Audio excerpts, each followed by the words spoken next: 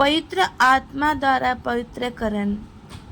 जो लोग ईसा मसीह से संयुक्त हैं उनके लिए अब कोई दंड आज्ञा नहीं रह गई है, क्योंकि आत्मा के विधान ने जो ईसा मसीह द्वारा जीवन प्रदान करता है मुझको अब पाप तथा मृत्यु के अधीन से मुक्त करता कर दिया है।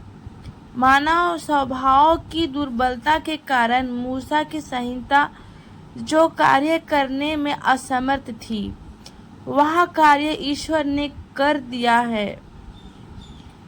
उसने पाप के प्रायश्चित के लिए अपने पुत्र को भेजा, जिसने पापी मनुष्य के सादृश्य शरीर धारण किया। इस प्रकार ईश्वर ने मानव शरीर में पाप का दंड आज्ञा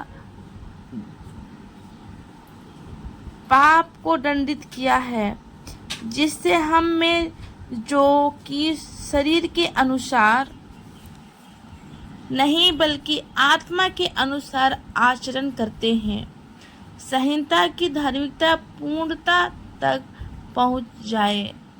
क्योंकि जो शरीर की वासनाओं से संचालित है वे शरीर की बातों की चिंता करते हैं और इसका परिणाम मृत्यु है।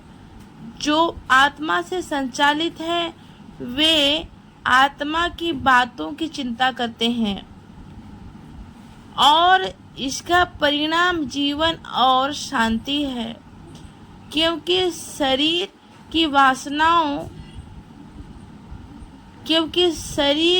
की वासना ईश्वर के प्रतिकूल है, वह ईश्वर के नियम के अधीन नहीं होती है, हो भी नहीं सकती। जो लोग शरीर की वासनाओं से संचालित हैं उन पर ईश्वर प्रसन्न नहीं होता। यदि ईश्वर का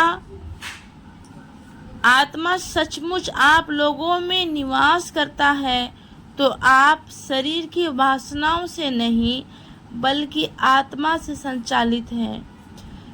जिस मनुष्य में ईसा मसीह का आत्मा निवास करता है वह मसीह का नहीं। यदि मसीह आप में निवास करते हैं तो पाप के फलस्वरूप शरीर भले ही मर गए किंतु पाप मुक्ति का फलस्वरूप आत्मा को जीवन प्राप्त है, जिसने ईसा को मृतकों में से जिलाया।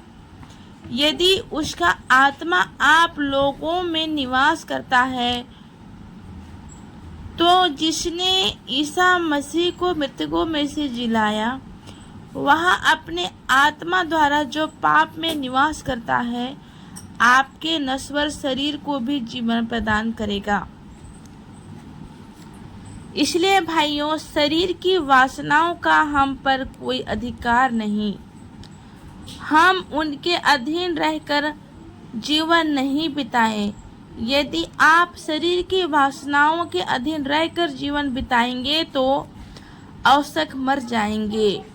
लेकिन यदि आप आत्मा की प्रेरणा से शरीर की वासनाओं का दमन करेंगे तो आपको जीवन प्राप्त होगा। जो लोग ईश्वर की आत्मा से संचालित हैं वे सब ईश्वर के पुत्र हैं। आप लोगों को दासों का मनोभाव नहीं मिला, जिससे प्रेरित होकर आप फिर डरने लगे।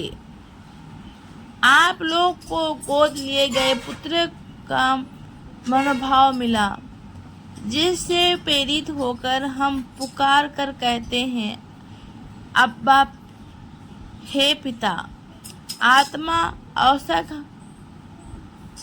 आत्मा स्वयं हमें शासन देता है कि हम सचमुच ईश्वर की संतान हैं। यदि हम उसकी संतान हैं तो हम उसकी विरासत के भागी हैं। हम मसीह के साथ ईश्वर की विरासत की भागी हैं। यदि हम उसके साथ दुख भोगते हैं तो हम उसके साथ महिमान्वित होंगे। हमारे प्रभु यीशु मसीह की जय।